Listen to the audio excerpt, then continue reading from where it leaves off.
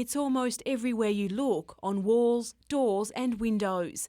And following attacks on the weekend, the Hunter Street Mall has more paint splattered across it than ever before. Why do people have to come and just make more work for everyone, make it look horrible? It looks like London, which is sad. While business owners and shoppers agree the vandals should be stopped, they're divided about what action should be taken. Higher penalties and make sure they pay. They really need to do something about safety in the mall. Council and police are working together to devise a system they say should lead to prosecutions. The database will be detailing the tags, where they occur and at what time they occur. This will assist the police. But the community is also being urged to do its bit reporting all graffiti. Just 34 reports have been made in the past 12 months, which Councillor Tate says is not a true reflection of the extent of the problem. If the police are not notified, how can they do the job? Colleen West, NBN News.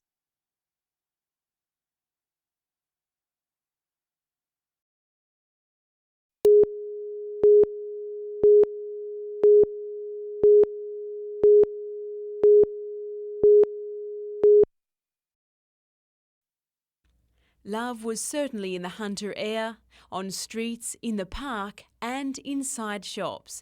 If you braved to step inside a florist, this is what you might have found. Wall-to-wall people, flowers and gifts for loved ones. For some it was a meticulous task, choosing the perfect prezi that sums up exactly how they feel. I let my other partner know how much I love her and how much I appreciate things that she does for me. The opportunity to show my wife that I love her and do something special for her. If roses weren't on your shopping list, there were plenty of alternatives to help you say those all-important 3 words. This man might not have had the words quite right, but that didn't seem to matter. And this Aberglasslyn couple will have no excuse for forgetting their wedding anniversary, today tying the knot in front of family and friends and a breathtaking Newcastle backdrop. Colleen West, NBN News.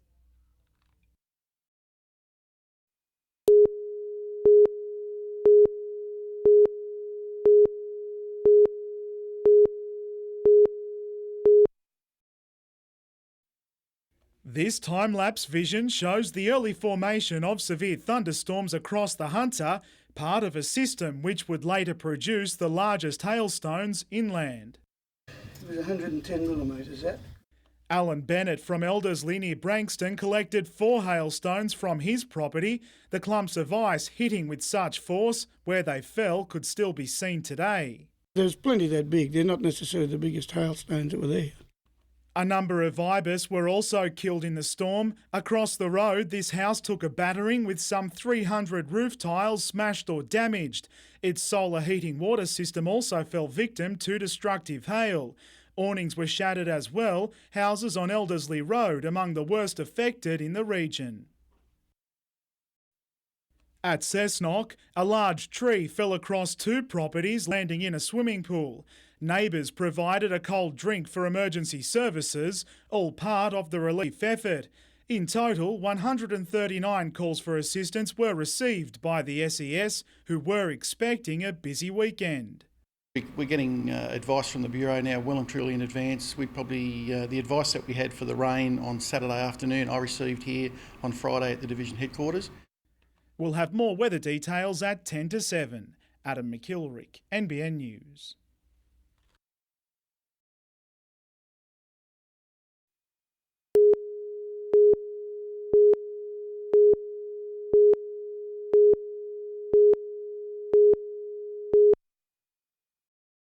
It's the state's oldest aluminium smelter, and as a $100 million upgrade draws to a close, a business in a fight for survival.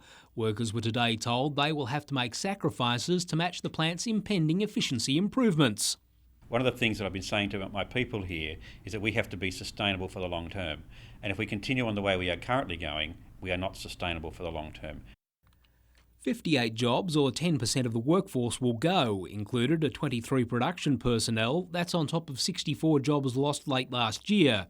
The Australian Workers' Union is worried by the workload proposed for the crews that will remain. Come out and said, we want these numbers, and then we'll do the work resign after. And that's a major concern.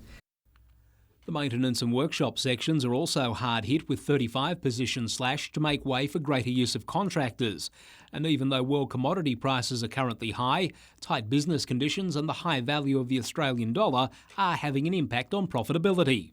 And so therefore there's been a balancing off.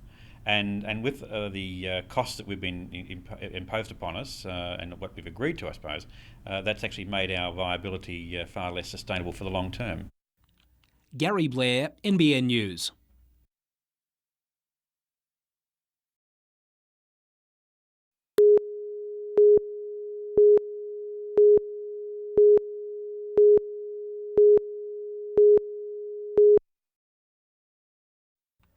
The Cowan Recompression Chamber for the United States Navy has given the region a unique export and entry into the lucrative military equipment market. A team of local companies with specialist skills manufacture components for the chamber used to treat diving illnesses, but a break-in at Maxwell Engineering's Cardiff factory has broken the supply chain for the latest US Navy order. There's a large forging, it's about 1 metre diameter, which is the actual manway in the centre of the chamber, which allows the occupants to go from one compartment to the other. And the other forging is smaller, it's about 400 millimetres in diameter, and that's the forging that holds one of the lenses that allows light in and out of the chamber and allows people to look in. The two high-grade stainless steel components are considered to be of no value or use to anyone other than Cowan Manufacturing, and it's believed they may be on-sold to a scrap metal merchant. The manufacturing program for the USN chamber is now on hold in the hope the components will be returned. At the end of the day, I can only ask that the person's responsible. They can leave it somewhere in a paddock and make a phone call. We'd only be too happy to go and pick it up. Gary Blair, NBN News.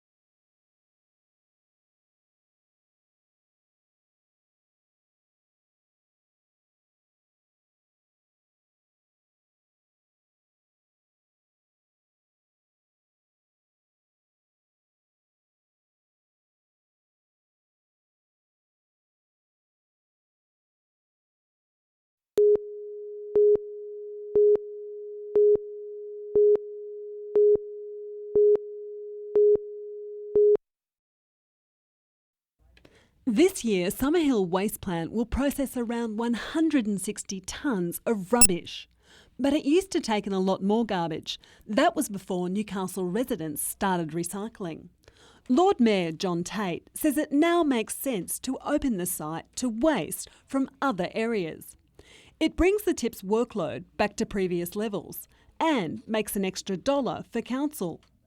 But he denies that more rubbish being trucked to Summerhill will disturb residents from nearby Maryland and Fletcher. I don't think the local residents are really going to know whether there's an increase in trucks or not. This is only going to be a marginal increase. But Greens councillor Ian McKenzie, one of 4 councillors to vote against the change, fears that council is trying to turn Summerhill into a super regional dump that could process waste from as far away as Sydney. It's an increased impact on residents. Obviously we're going to take in more waste, there's going to be more trucks, more smell, more disruption to residents' lives.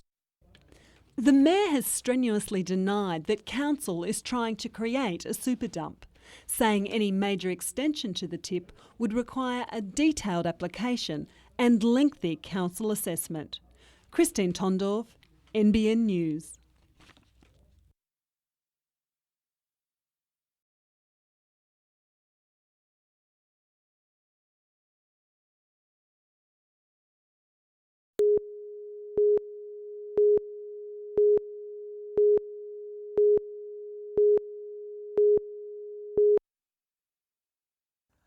Most of us will never be able to fully understand what it's like to serve a prison sentence, nor the challenges of resuming life after years and in some cases decades of incarceration.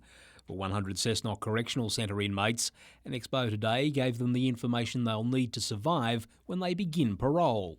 We run drug and alcohol programs, we have psychologists attending to some of the issues, we have educational programs, vocational programs, so we're attending to those needs.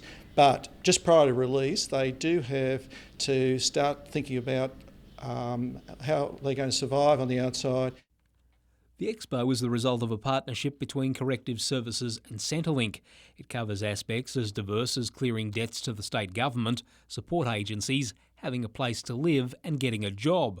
While Centrelink ensures these men will have access to cash when they return to the community, it's not about creating a welfare safety net.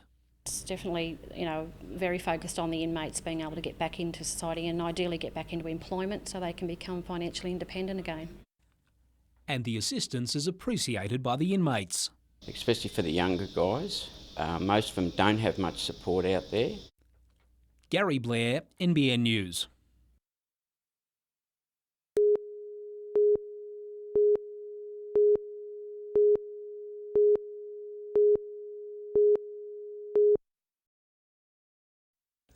Highway Patrol officers from the Waratah and Lower Hunter commands have pooled their resources for a joint traffic operation.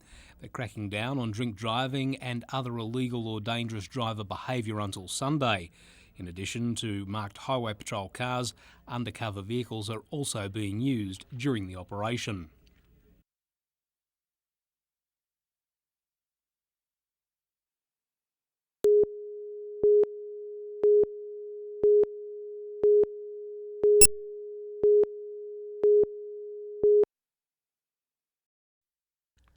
Police officers made the grisly discovery of the women, one from the Central Coast, the other from Swansea, when they were called to this caravan at Cessnock Showground about 3 a.m. The 59-year-old female from the Central Coast is in a critical condition, suffering a large number of stab wounds. The 51-year-old woman from the Swansea area is in a satisfactory condition, also suffering multiple stab wounds. Police say the women had received a visit from a 50-year-old man known to them around the time of the attack. A four-wheel drive believed to have been driven by the man was later found abandoned in a creek just off Alkira Avenue East Cessnock. It became one of several crime scenes to be examined by forensic officers today. Police this afternoon released these photographs of a bearded and clean-shaven Stephen Glenn Campton and made an appeal for him to contact them. He's a person that may be able to help us with our inquiries, and I want to be very, very clear on that. If he is watching the report and he wants to contact me, I'll be happy to take his call. Detectives won't speculate on the reason for the attack, other than to say the trio are associates and one victim is helping their investigation. Gary Blair, NBN News.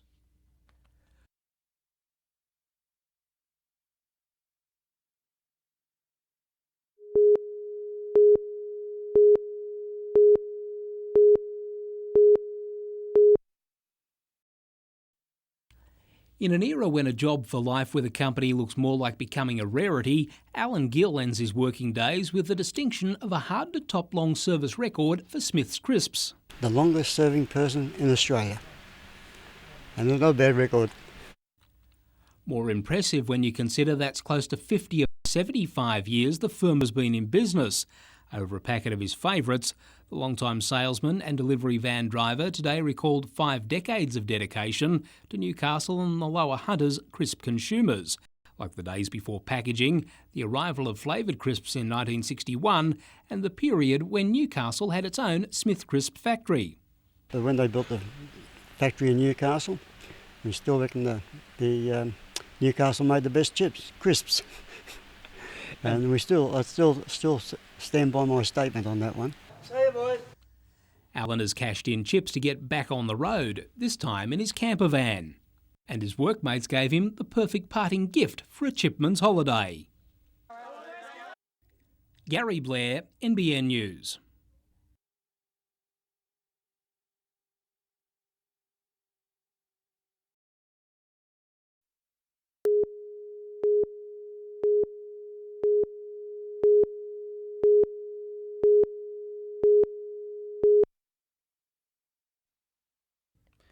The sun had only just crept above the horizon, yet hundreds of people were ready to see the sail past this morning.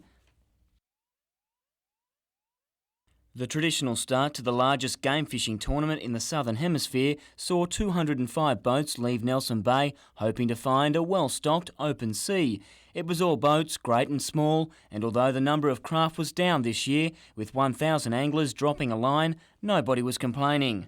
It's really bums on seats that can't. A lot of the boats are bigger, so there's more people on board, and of course costs are higher, so they try and keep it down that way. For competitors, it's all about hauling in the biggest or most fish, while the Port Stephens business sector has also cast its nets. With around 2,000 people in town for 2 weekends, organisers say the event brings about $3 million. I mean, they have to have money on fuel and food and accommodation, but all the people that come with them, there's shopping to do and going out to eat and all the wonderful restaurants here. So, yes, well, I think we're very good for the economy. The fishing continues tomorrow with the boats to go out again next Saturday and Sunday. Todd Nardi, NBN News.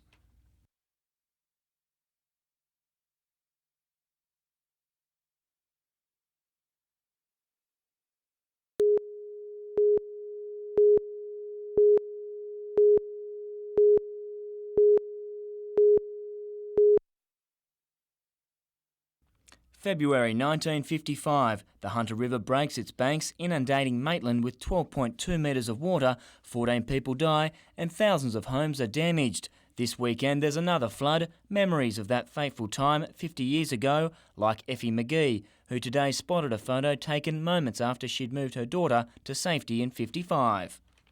I can't help but just think about the floods and what we went through and what everybody went through. It's unreal. I hope we never get it again. People lost their lives, a lot of people's homes were destroyed, a lot of people lost their personal possessions. But today they can sit back and remember, and out of that Maitland developed and is now a thriving community. With today marking the 50th anniversary, a plaque was unveiled at Maitland Railway Station to remember the flood's 14 victims. That number could have been greater if it wasn't for Army Ducks. The amphibious vehicles that carried people to safety all those years ago were also shown respect today, while the SES reminded people a flood just like 1955 could happen again.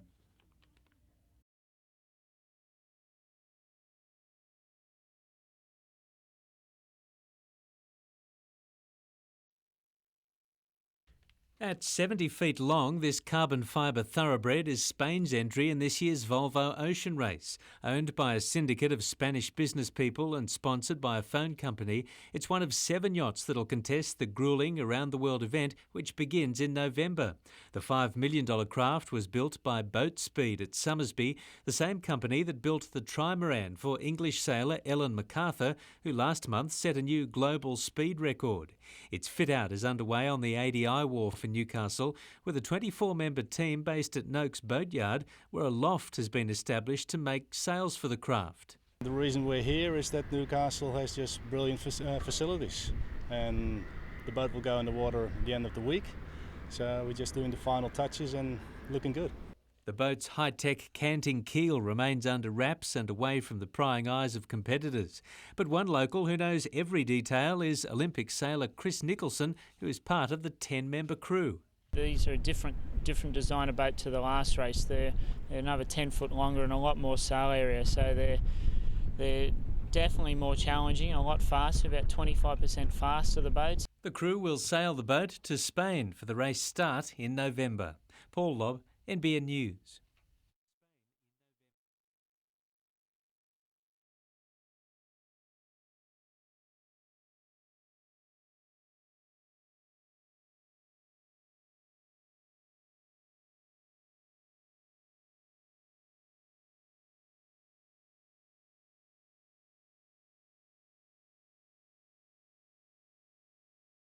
We're looking forward to whipping a few of the other corporates around the area, including Newcastle Council. Hopefully we get Port Stephens and Maitland in there as well.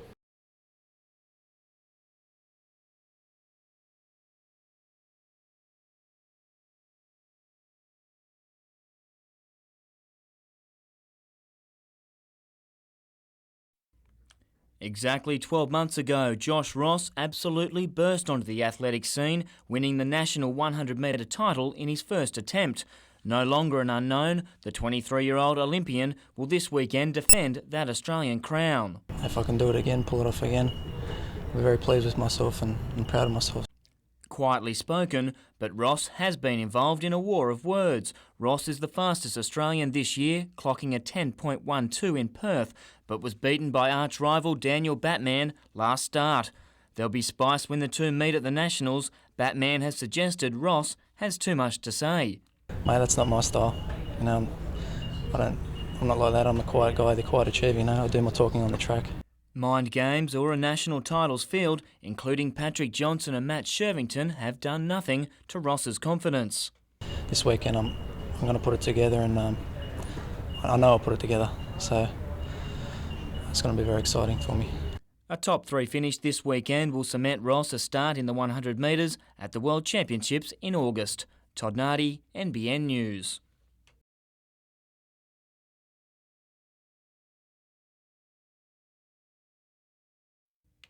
This is the ColourBond roof at the centre of the Stoush, which according to Lake Macquarie Council is too shiny and not in accordance with their colour guidelines. I think it's really very silly. I just can't see what the problem is. Diane Burns has poured $800,000 into building her childcare centre. The roof is almost complete, but following a complaint from one of Diane's neighbours, council wants her to change it. I had done what I had been required to do for the council. I had submitted the colours to the certifying authority who had approved it, and my opinion was that how could they suddenly, in the middle of something, change the rules? Council today said the roof doesn't blend in with the surrounding vegetation. They suggest colours such as greens, browns and greys. That's now become the bone of contention. To the average eye, the roof is a shade of grey. One councillor supporting Diane says the ColourBond shade, which is now called Dune, was formerly known as birch grey. I'm happy for it to stay. The finish, as far as I'm concerned, is quite satisfactory. It's not that reflective. And Diane says there's a good reason to choose a light-coloured roof. Well, they always say that environmentally friendly buildings are supposed to have a light-coloured roof because it does reflect it, so you cut down on it makes it cooler inside, so you have less cooling costs involved. Ironically, the roof of the council's rotunda, only a kilometre down the road, is a very similar shade of grey.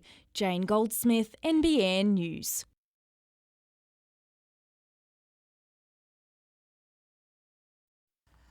The Adamstown Public School site offered developers 2,800 square metres of land for residential development and included the earthquake-damaged classroom block. Bidding started at $800,000 and doubled before the auctioneer brought his gavel down.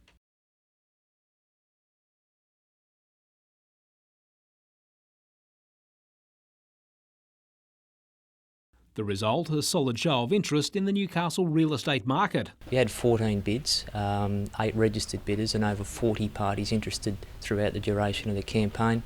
Local syndicate Narara Developments, which is currently undertaking a residential conversion of the former Mayfield East School site, was the successful buyer and has similar ideas for Adamstown. It's a large building, it's a high density site, and we expect to be able to take advantage of that high density capacity of the site. 2 other former education properties will be offered to the market in coming weeks, including housing blocks on the site of the former Nelson Bay High School, while the auctioneer is expected to be busy when the now vacant Charlestown TAFE campus goes on the block April 27. Gary Blair, NBN News.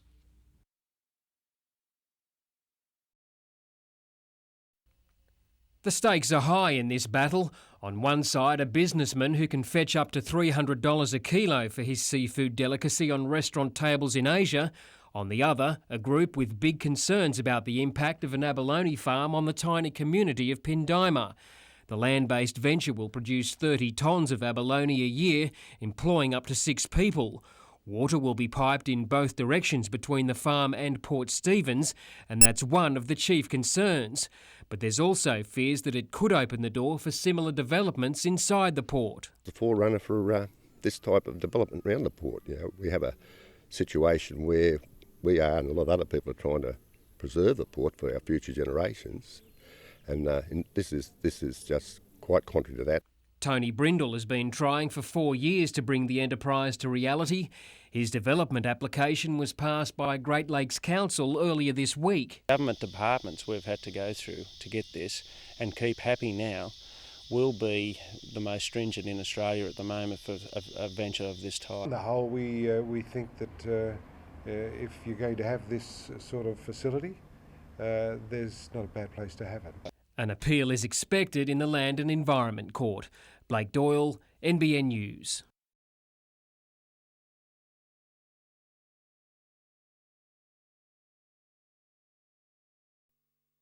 It wasn't quite a South American summer at day 2 of the show, but there was certainly a Latino feel.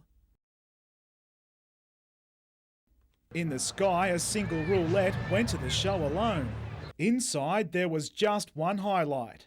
Getting my show back. Got the gummy one, the bubblegum one and the ghost one. Hundreds of vendors put their wares on display, a platform for any kind of novelty. We're not quite sure what the point to these mouthpieces are. Even so, they can't be sold quick enough. You want to improve your smile, just chuck one of these in. After all the sugar, show bags and rides, there's just one thing left to do. At well over $5,000 each though, let's just say the cheque's in the mail. Adam McIlwright, NBN News.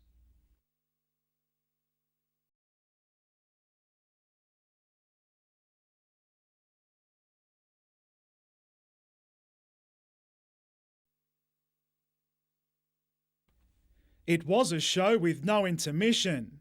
A spectacular display of lightning, part of widespread thunderstorms in the Hunter Valley, enthralling for some but traumatic for animals.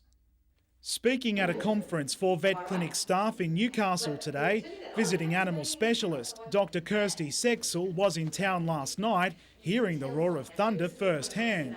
An expert in animal behaviour, Dr. Sexel says last night would have been unbearable for our furry companions, especially cats and dogs. Their hearing is actually 4 times better than ours, and so for what seems very loud to us would be incredibly loud from their perspective. Even today, a camera-shy princess needed some convincing to come out from under the house, shaken by last night's thundering ensemble. We're told the owner's presence is paramount when comforting a distressed animal. That might mean letting Bella or John inside, while at the same time maintaining an element of regularity. But the important thing is not to pat them and say, it's okay, because the it's okay, the animal may interpret that as it's okay to be scared, where we're trying to say, it's okay, nothing awful is going to happen to them. Adam McIlwright, NBN News.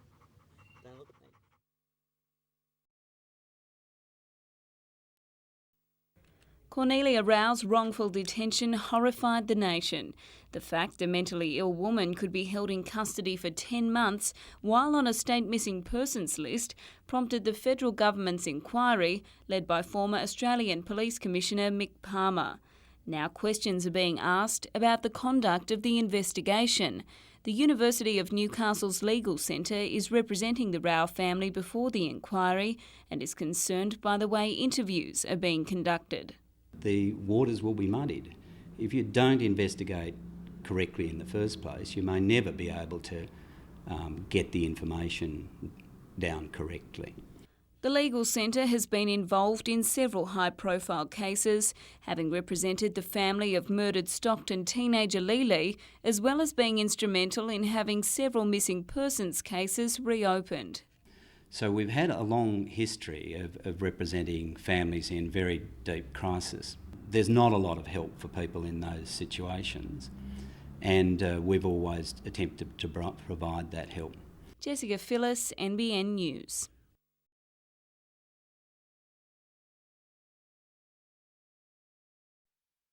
This is the dramatic reality that can now be seen from the Royal Newcastle Hospital end of Shortland Esplanade, and after 5 weeks it's only scratching the surface on the challenge to stabilise the South Newcastle cliff. What the clearing has revealed to Newcastle Council General Manager Janet Dorr and her staff is that their cautious approach to the rock issue was correct. Well, the work certainly confirmed that the cliff has been unstable. There's lots of loose areas. The whole object is to protect public safety. That's what this exercise has been all about. So far, 1,100 square metres of bitu bush has been removed, allowing excavators working overhead and at the base of the cliff to shift 2,400 tonnes of rock and soil, with half or 240 truckloads of material sent to Wallsend's Summerhill tip for reuse. And there's plenty of work to be done. Yes, there's rock bolting, putting huge rock bolts in, like they do at mines, and shotcreting, potentially some of the areas, then putting a rock catch fence in and stabilising the sea walls. It's a big, big job. Even though Council will soon investigate the potential for future pedestrian and vehicle use of Shortland Esplanade, the area won't reopen before September. Gary Blair, NBN News.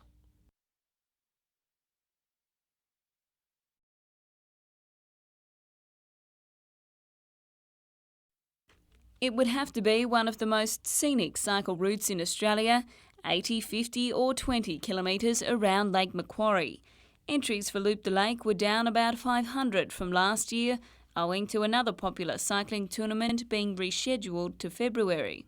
In previous years we've always actually preceded the big New South Wales bike ride. I think they've got home from the big ride and said, that's enough for me for a few weeks. But still, more than 1,000 participants from Sydney day trip for the charity ride. Cyclists of all calibres and ages pedalled their way towards Spears Point Park. And one particularly keen Swansea entrant had to concentrate a little harder than others completing the 20k circuit. The grass provided cool relief for lycra-clad participants post-loop, who could be comforted by the knowledge their energetic Sunday morning was helping some very worthwhile causes, including the John Hunter Children's Hospital. At least $50,000 for charities altogether, at least $30,000 for the hospital. Jessica Phyllis, NBN News.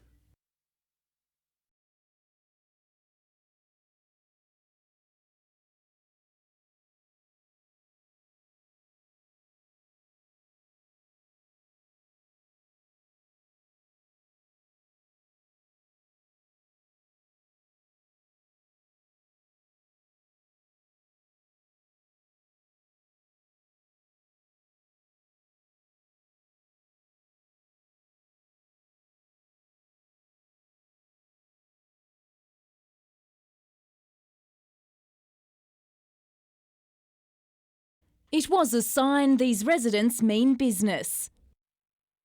Stepping up their fight for an overpass as part of the latest Pacific Highway upgrade. They say it'll cost $6 million for the flyover, small change when the 11 kilometres of new dual carriageway has topped $114 million. We're sick and tired of the traffic accidents that have been happening in the last couple of weeks.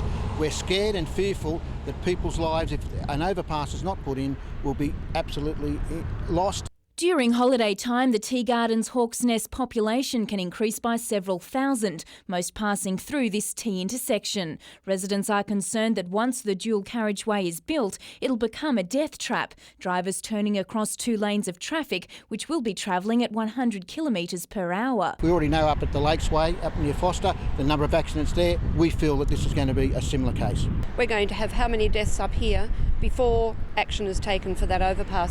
Residents are counting the traffic movements at the intersection this weekend. They say the RTA's figures are 8 years out of date. Jane Goldsmith, NBN News.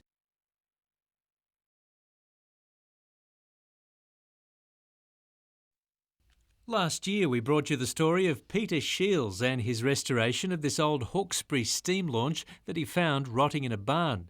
Well, the job is complete and Peter will show off the Kestrel at this weekend's Heritage Afloat Festival. It's the culmination of 4 years' hard work in bringing the boat back to what it was originally. They've all been polishing, scraping and painting down at Toronto this week, with about 80 historic craft taking part in the 2-day program. Among them will be the steam launch Irene with her beautiful fantail stern and the Sydney Heritage Fleet ferry Protex. You'll see parade of boats ranging back to 1909 and maybe earlier, from rowboats through to gentlemen's yachts, and they'll all be out there. With this good weather now, we're hoping that we'll get a lot of local boats out there as spectators. On the Sunday, we've got a blessing of the fleet, and that should have over 100 boats in it. Tipsy Lady will also be on the water. Brian Stocker's 30-foot launch powered by a 4-horsepower electric motor. The festival runs all day Saturday and Sunday on the Toronto foreshore. Paul Lobb, NBN News.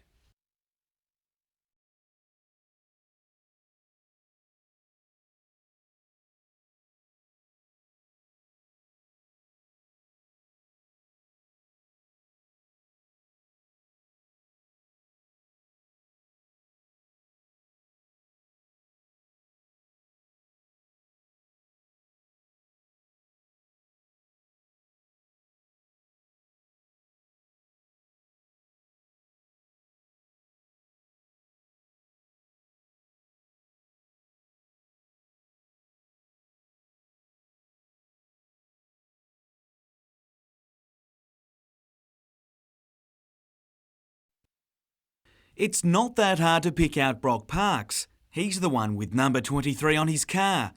It's also on his trail bike.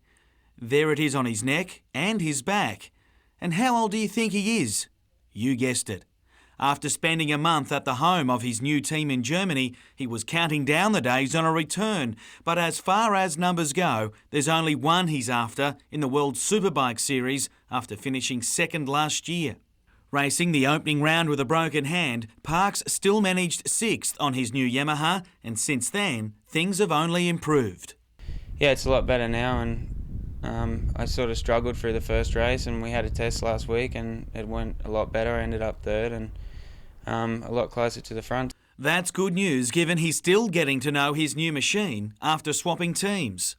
I've just moved from the Honda to the Yamaha, and it's a lot different bike to ride, and it took me a couple of tests to get used to it, and it's only just now I've sort of started to get used to it, and I'm enjoying riding it. You couldn't wipe the smile off his face today either as he hit the tracks around his home, and that's how he'll fill out the days before leaving on Tuesday for his favourite track, Phillip Island. Jim Callanan, NBN News. Back to Mike Johnson. From the side, it's Mike Johnson. To pop right. Mike Johnson will try this long range run and finds the basket too. Narrows the gap to 2 points. Doesn't go in. Knocked away by Revilla to Johnson. Johnson got it. Back point. Even Strait. Mike Johnson tries it. Yes! Oh gee, won the game! Mike Johnson, what a hero! Quickly away to Bruton. Oh, striking. That had all the earmarks of a bit of genius, but it went to the wrong player. David Ankeny, round. Mike Johnson with another three-point attempt. Will he go off? He does! And the crowd ignited! Mike Johnson. It happened so quick. He fakes the pass, which takes the defense away from him, which makes his layup uncontested. Tugboats greet a new visitor to Newcastle. It's just one of the daily delights of harbour life, but seen by only a select few from such a vantage point. Soon, everyone will be able to take in this view under a proposal to open up Nobbies to the public. A consortium led by restaurateur Neil Slater has unveiled plans for the site, including a 50-seat restaurant and takeaway facility, 8 accommodation rooms and an interpretive centre. It's an opportunity for the whole of Newcastle to take on board whichever aspect of the site that they want to use, and that's not been available to them up until this point. The site is owned by the Port Corporation, which is looking to offset the annual maintenance cost of around $200,000 while upholding Nobby's iconic status. This particular development complements the significant history, economic and social, cultural and shipping history that this site offers. We're delighted. The plans are currently before Newcastle City Council. The consortium is hopeful the development could be complete within 18 months. Natasha Bayersdorf, NBN News.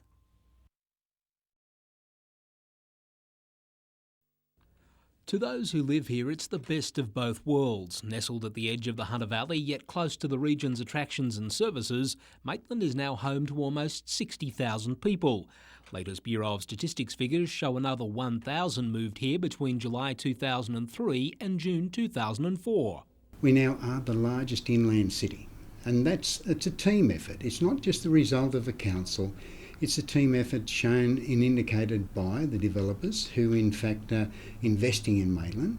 Since July 2002, that's almost 2,500 more people, keeping home builders and the real estate industry busy. Maitland itself is still experiencing good sales and still a lot of population moving in from out of areas like Sydney, Central Coast and Newcastle, because Maitland's now the place to live.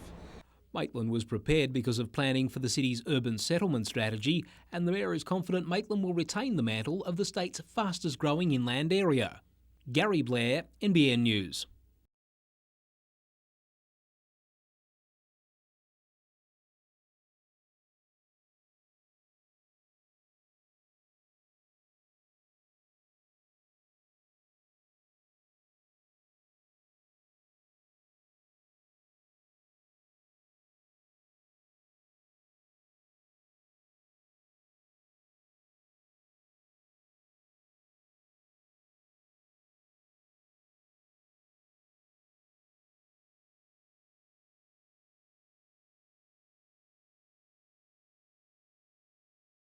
has lost control on a large sweeping left-hand bend. That vehicle's then travelled onto the incorrect side of the road where it collided with two other vehicles.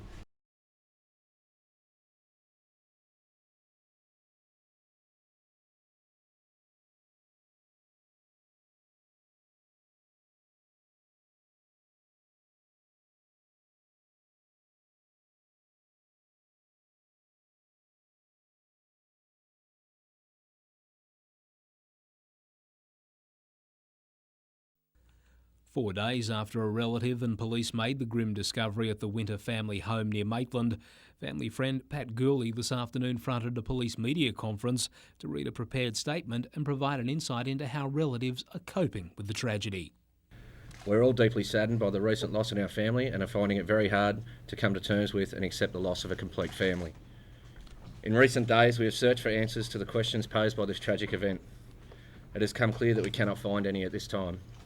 The extended family are not alone. Police preparing a report for the coroner on Sally Winter shooting dead husband Stephen and their children Jake and Casey are also having difficulty trying to explain why it happened. At this stage, I suppose there's a number of theories being expounded. Some are unrealistic. I don't know whether we'll ever know exactly why, and again that'll be a matter for perhaps the coroner to decide if he can come to that conclusion. A team of 9 detectives and a number of police forensic officers are compiling the report for the coroner, and the investigators are receiving some assistance from members of the public with their inquiries. We're getting a lot of information in, yes. As relatives prepare for next week's funeral of the Winter family, they today expressed appreciation for the personal and public help they've received in recent days. We thank our extended families, our friends, the Hunter community and indeed communities throughout Australia for their ongoing emotional and practical support, prayers and kindness at a time when we need it most. Gary Blair, NBN News.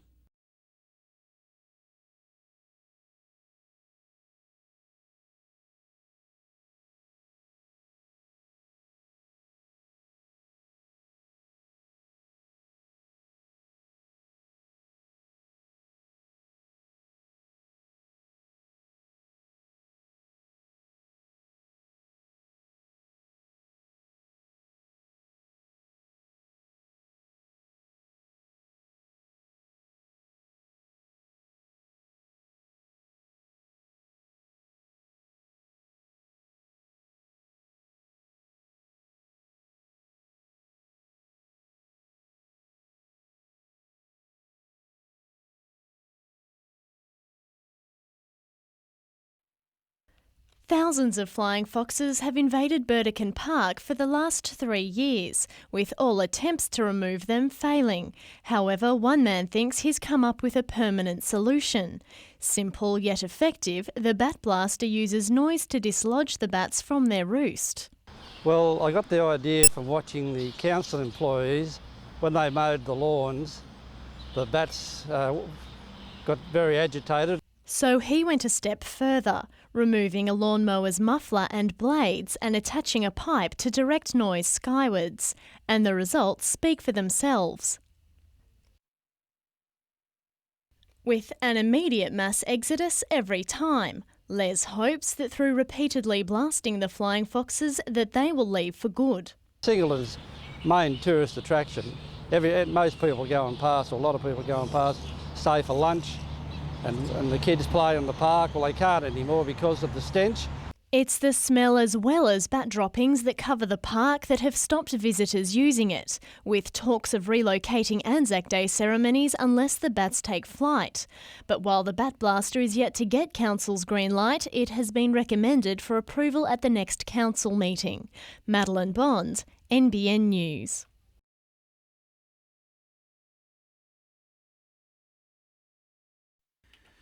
There's no hiding big forward Jeremy Tilse, and why would you want to? Already boasting a rugby resume that makes good reading, his stature in the game continues to grow.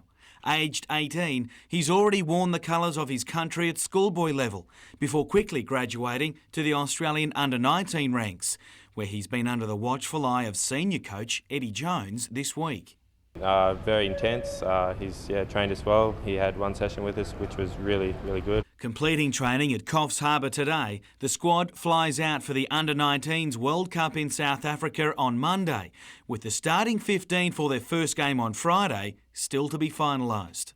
I am feeling a little bit confident, but it's still, it's all the spots are up for grabs, so I'm still not sure. So just keep training hard. Success runs in the family. Jeremy's cousin Dane was a junior kangaroo before his league playing days were put on hold after that incident in Bathurst. In Newcastle Rugby League, wet weather has forced the Curry Western Suburbs game to be moved to next Tuesday night, while all other round 3 games will be played tonight. Lakes clash with Cessnock, sure to be a highlight.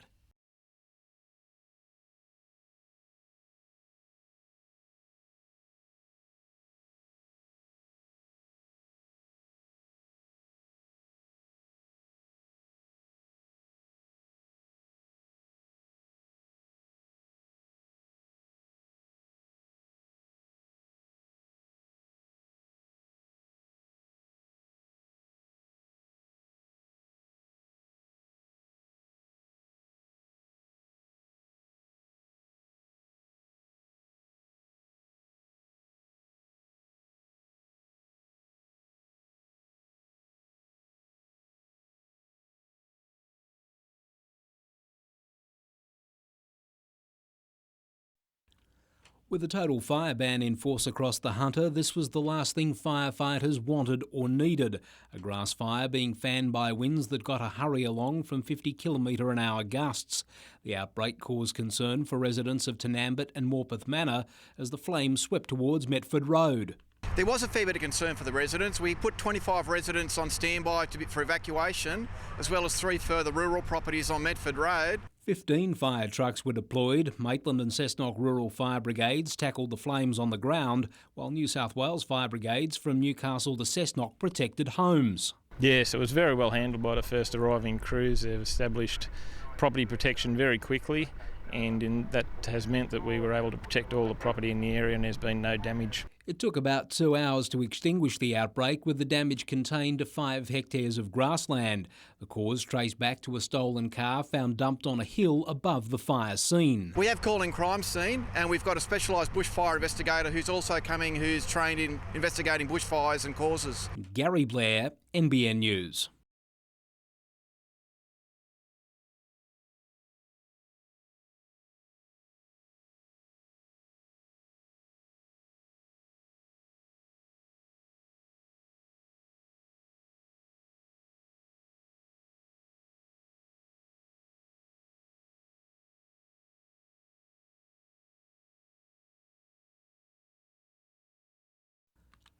A major road connection between northern New South Wales and Queensland, the New England was last year identified by the NRMA as a highway in need of work.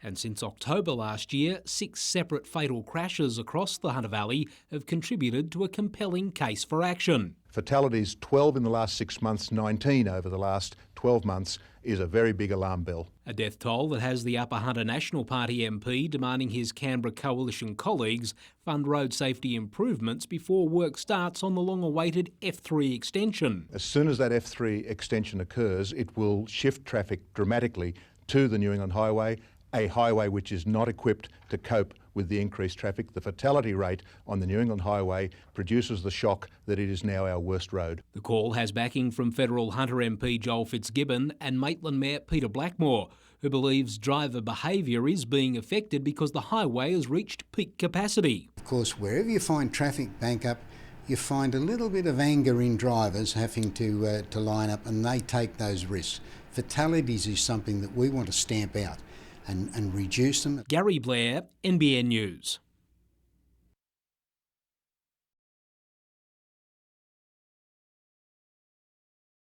The name Sound World is well known to music lovers in Newcastle. Spiro de Vius was selling records long before the big chain music stores were even invented. But changing technology and a depressed business environment in inner Newcastle has led to the tough decision to close the doors. Oh, it's sad. I haven't sort of come to grips with it yet. It hasn't sort of sunk in. Digital downloads and MP3 players have changed the way we listen to music these days, largely eliminating the need for CDs. To top it all off, my young fella's just gone to London and is working with a digital download company. The number of empty shops in the mall is growing, and Spiro says frustration over car parking in the city hasn't helped, and others agree. I've been operating in Newcastle myself for 6 years. Council have never helped me once, they've only hindered, if anything. And the mall's really tired and run down. And you can't keep ignoring that, and they tend to. Paul Lobb, NBN News.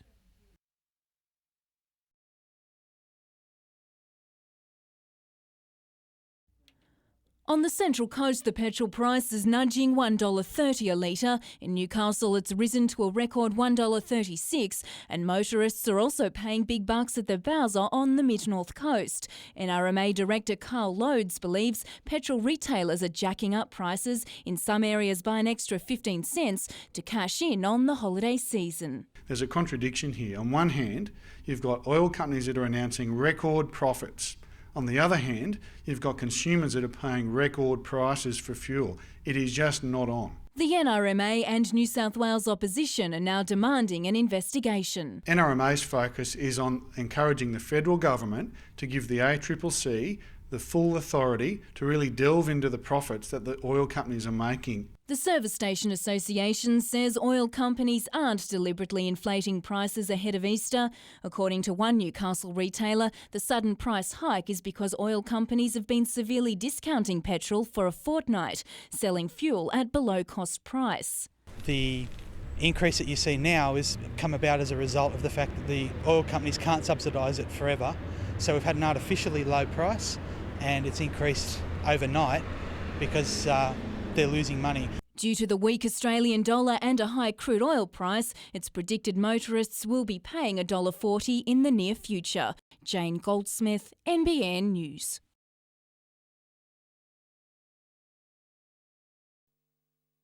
When Copacabana's Rebecca Woods woke up this morning, surfing in the Newcastle Women's Classic wasn't on the agenda.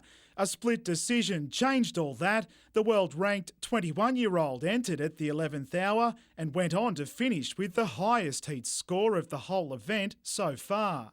It was quite surprising actually, but yeah, there's some good fun little waves out there, and by the sounds of it there's a good swell coming, so it's always good to have a good start to a contest. A good start too for Gold Coaster Serena Brooke, who also broke a competition record, picking up the top wave score.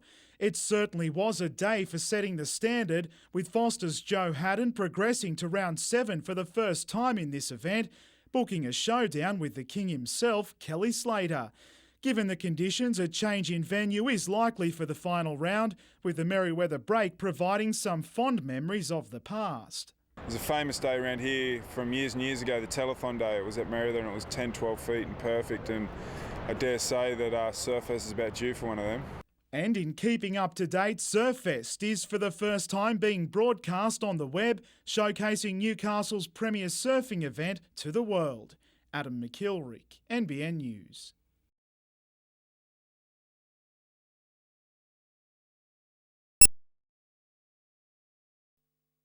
Nick Theodorakopoulos took his place with the Newcastle Jets today, just 3 days after his predecessor Richard Money was sacked. I think Richard did his best. I'm not going to complain that Richard didn't perform or didn't try his best. But unfortunately, that's the nature of the beast, and we've got to move on.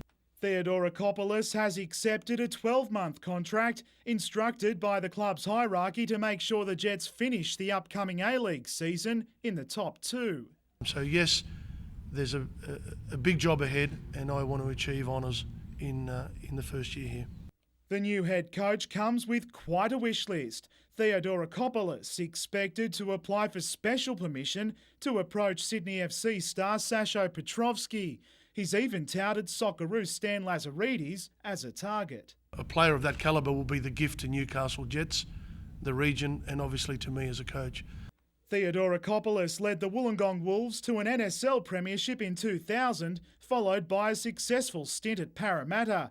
Jets clubman Gary Van Egmond will be his assistant. I've known Nick for a number of years. I played under him at Wollongong. We know each other quite well. We even shared the same birthdays. Adam McIlrick, NBN News.